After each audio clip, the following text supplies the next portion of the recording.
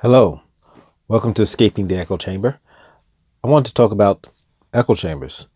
I was having a discussion with someone today about just how caught up in their own reality people are. It was specifically about Trump's people, how Trump can just say the most ridiculous stuff and how people can still just completely defend him and act like, oh, he didn't say this, he didn't say anything wrong. Even if he says something that they disagreed with when somebody else said it, when he says it, all of a sudden, oh, it's right. No, this makes perfect sense. And so, the crux of the person's argument was that, yeah, Trump's people are like a cult. But I pointed out that it's not just Trump's people. This is happening across the board. I saw people who Hillary people who were suddenly, like, oh, this is the way. How can you support somebody who's accused of sexual assault and this?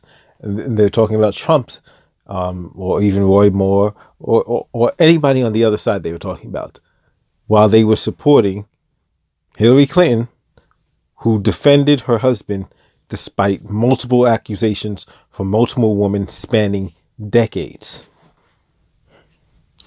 This is not new. It is getting worse. And let me tell you why it's getting worse, in my estimation. In my estimation, you've got from media to social media are part of the problem. You've got the media, you've got your Fox News, which only deals with, a certain perspective and pushes it to its people. Then you've got your conservative talk shows, the YouTube channels.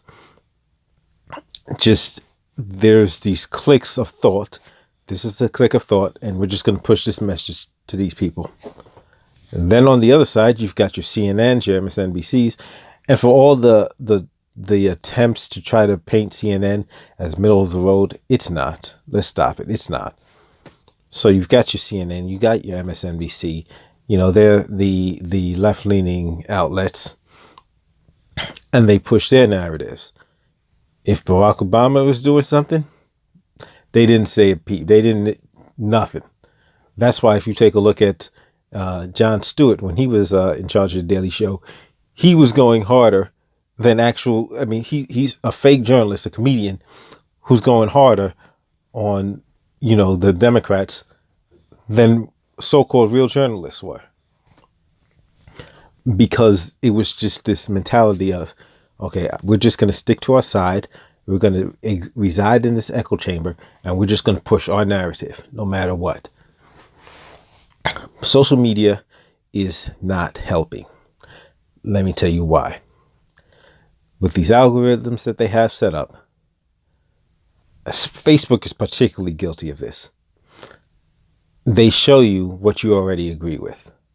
So if you've liked Make America Great Again post, Trump post, just various right-leaning posts, that's the kind of stuff that will keep showing up on your feed, on your timeline.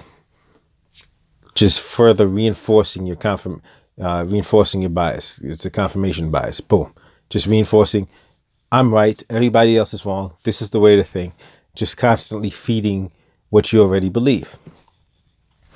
If your thoughts are on the left, that's what's going to keep showing up in your feed. And it's not helping you. But at the same time, it ultimately comes down to the individual. Do you choose to live in an echo chamber? In other words, once you get outside the TV, once you get away from the social media, in fact, do you take time to get away from the TV, to get away from social media? Do you actively change the channel to watch other news channels?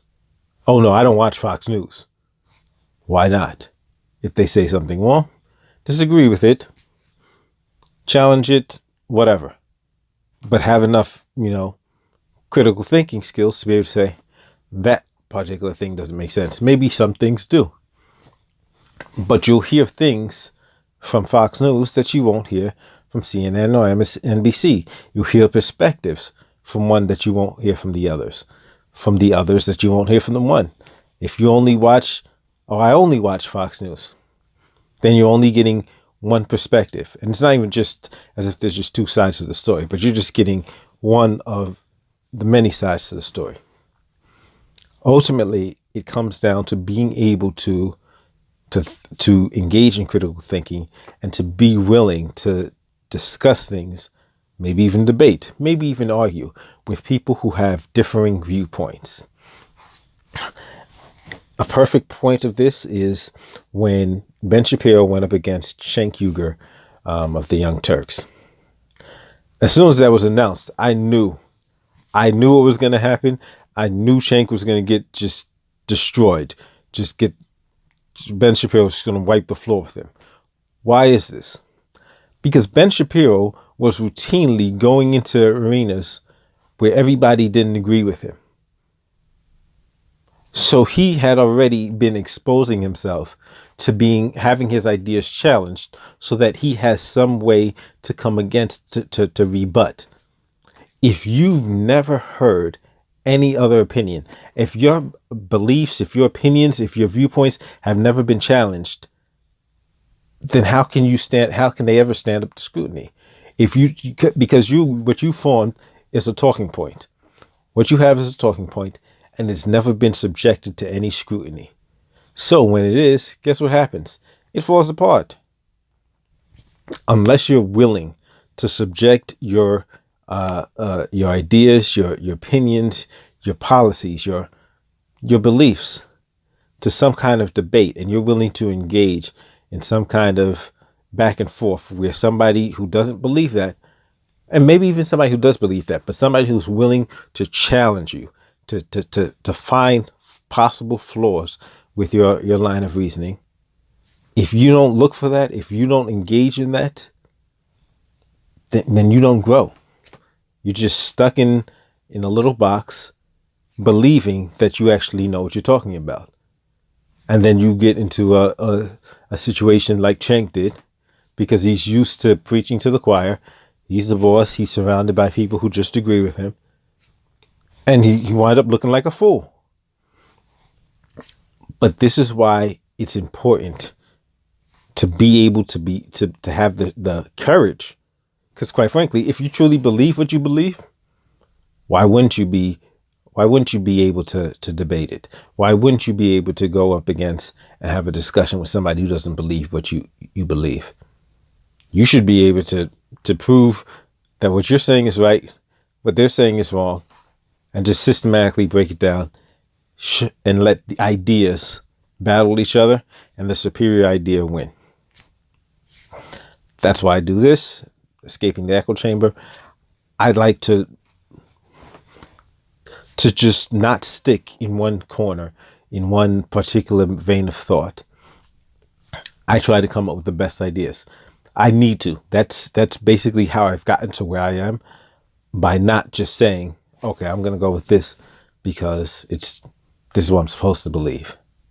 I actually had to stop and conduct examination to realize, wait a minute, does this make sense? If so, why? Is this best? Is there something better? And, it's the point of my channel. And that's why I welcome people who disagree with me. Comment, critique, criticize. Boom. This is what it's for.